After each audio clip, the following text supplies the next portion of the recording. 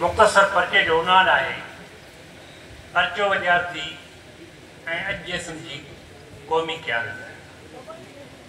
पर्चो विद्यार्थी ऐं अॼु जे सिंध जी क़ौमी क़यादत।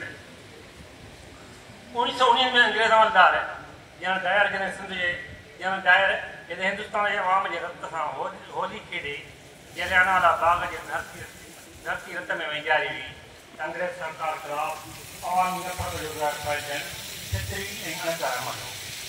इहो ज़हर सारे बरतगीरी सां गॾु सिंधी क़ौम में इंतकाम जी आग बंदी भरियो हो।